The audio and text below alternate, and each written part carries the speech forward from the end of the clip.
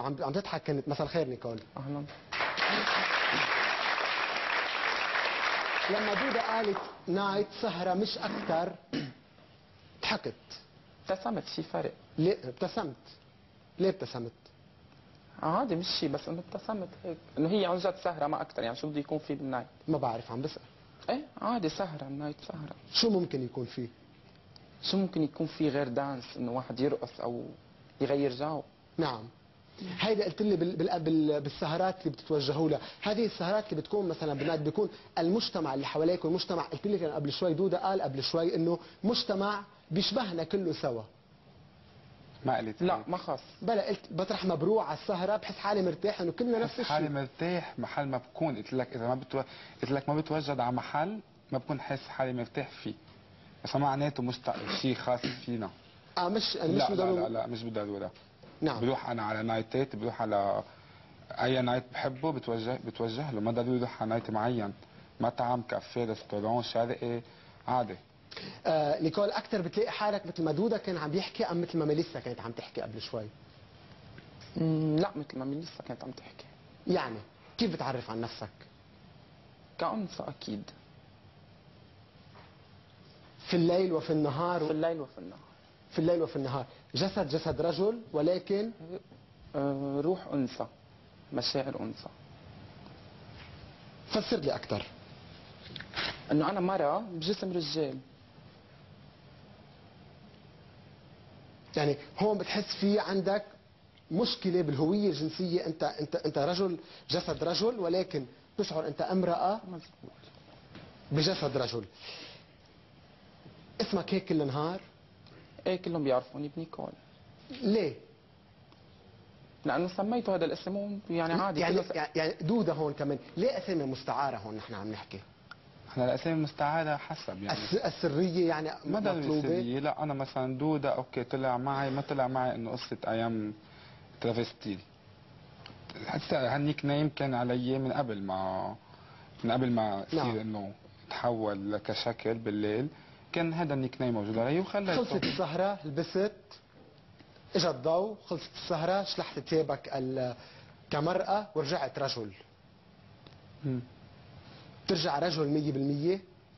لا بضل مبين عندي الاكت فيمينا، بتضل موجودة الاكت الفيمينا، الحركات أنثوية بتضلها مبينة. حتى اللبس. سلافة 39 سنة. مساء الخير سلافة. دودة حكيت عن امرأة في الليل ورجل في النهار، هذا شيء بينطبق عليك أيضا؟ أكيد. بالنهار أنت مين؟ أنا رجل وموظف. بعد دوامي إني بقلب يعني عندي مشاعر. حكينا قبل الدوام، خلال الدوام. خلال الدوام رجل بالدوام. هيئة رجل؟ من دون أي أكسسوارات، من دون أي without. عم بيقول كان دودة الحركات الأنثوية بتتغلب عليه خلال النهار. عم بحاول أترجل أكثر بدوامي، بحاول أترجل أكثر. كيف؟ بالصوت، بالحركات؟ بالصوت، بالحركات، بالمشية، بالتعاون مع زملائي، بحاول أترجل أكثر، بس إنه صعب يعني.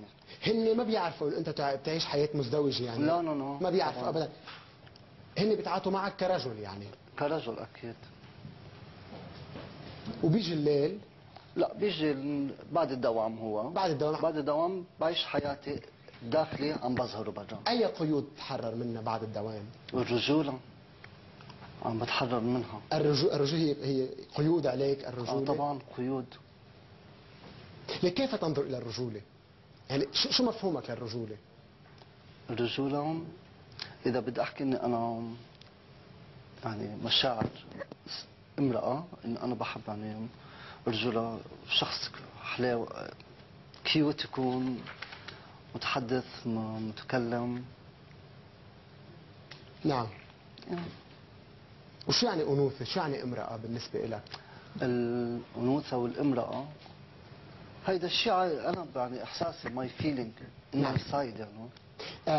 سلافة، هون السؤال الذي يطرح، أنت رجل ترغب برجل أو امرأة ترغب برجل؟ امرأة ترغب برجل. يعني مسألة ميول جنسي او مساله هويه جنسيه اكثر؟ هي قبل الميول الجنسي انه في something in my side. نعم. يعني في I have feeling عموما. يعني مشكله هويه أنا جنسيه. بحب انه اعيش مع رجال مرتبط مع رجال اكشلي وحياه عاديه. كيف يعني مرتبط مع رجل؟ حدود الارتباط شو؟ صار 12 سنه. هازبند.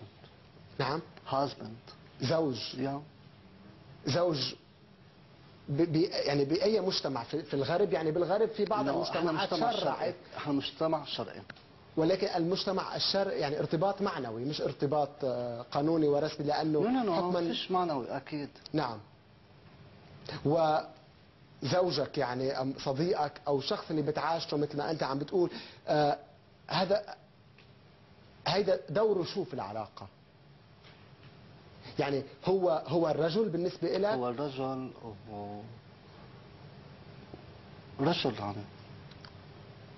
نعم. ولما بتلبس بالمظهر امرأة بتتصالح أكثر مع نفسك؟ طبعا. وبالنهار بترجع بتعيش هذه الازدواجية؟ طبعا. يعني ازدواجية بالشخصية. في عذاب خلال النهار؟ أكيد طبعا. يعني ازدواجية أكيد في عذاب، وهيدا تعامل مع المجتمع. المجتمع شو؟ قلت لي التعامل مع المجتمع ما بيعرف انه انت. انا ما بيعرف نعم. بس انه سم تايم بدي اظهر برا، بدي اكون يعني لابس وومن الصبحيه بدها تنزل على الدوام رجل. طب ما هيدا عذاب لإلي انا.